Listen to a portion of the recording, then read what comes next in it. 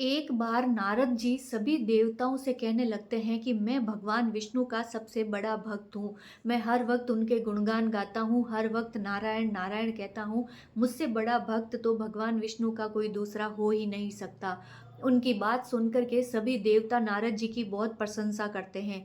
अपनी प्रशंसा सुनकर नारद जी को घमंड हो जाता है और वे सोचते हैं कि अब तो बस भगवान विष्णु के मुंह से ही कहलवाना है, बाकी सभी ने मान लिया है कि मैं उनका बड़ा ही परम भक्त हूँ। वे सीधे भगवान विष्णु के पास में पहुंचते हैं और वहां जाकर के बोलते हैं कि हे प्रभु, सभी ने मान लिया है कि मैं आपका सबसे बड़ा भक्त हूँ तीनों लोकों में। अब बस आप भी कह दीजिए कि मेरे जैसा दूसरा कोई भक्त नहीं है आपका। ये बात सुन करके भगवान विष्णु मुस्कुराने लगते हैं। नारद जी बोलते हैं कि प्रभु कुछ तो बोलिए। तब भगवान विष्णु कहते हैं कि नारद जी, मेरे सर में बहुत तेज दर्द हो रहा है, मुझे दवाई की ज़रूरत है। तब नारद जी पूछते हैं कि बताइए कहाँ मिलेगी दवाई, मैं अभी लेके आता हूँ। तब भगवान विष्णु कहते हैं कि नारद जी, यदि कोई मेरा सच्चा भक्त अपनी गर्दन को काट के उसका रक्त खून मुझे अगर मेरे सिर पर लेप लगाने के लिए दे दे तो मेरा सर दर्द ठीक हो जाएगा।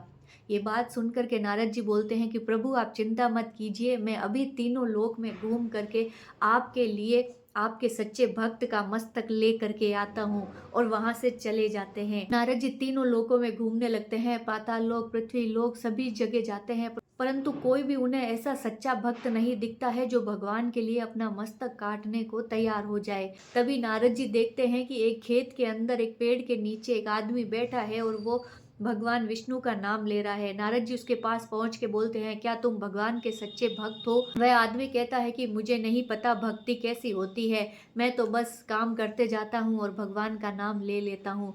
तब नारद जी कहते हैं कि तुम्हें पता है भगवान विष्णु तकलीफ में है और उनको किसी ऐसे आदमी का मस्तक चाहिए जिसका खून वो अपने सर पे लगा सके। ये बात सुनते ही वह आदमी कहता है कि ये जिंदगी तो एक दिन जानी ही है, खत्म होनी ही है। अगर मेरे प्राण भगवान विष्णु के काम आते हैं तो इससे बढ़ कर के क्या होगा। वह तुरंत अपना मस्तक नारद जी के सामने कर देता है। नारद जी उसका मस्तक काट के ले आते हैं और भगवान को देते हुए बोलते हैं कि लीजिए भगवान, आप इसका लेप लगा लीजिए, आपका सरदर्द ठीक हो जाएगा। और देखिए मैं आपका कितना बड़ा भक्त हूँ कि आपके लिए मैं ऐसा मस्तक ढूंढ करके ले आया। तब भगवान विष्णु हंसते हुए कहते हैं कि नारद जी, ना तो मेरे सर में दर्द है और ना ही मुझे ऐसी किसी दवा की ज़रूरत है। मैं तो सिर्फ ये ही देखना चाह रहा था कि मेरा सच्चा भक्त कौन है। अगर आप मेरे सच्चे भक्त होते तो मेरे बोलते ही आपको सोचना भी नहीं पड़ता, आप तुरंत ही अपना मस्तक काट के रख देते।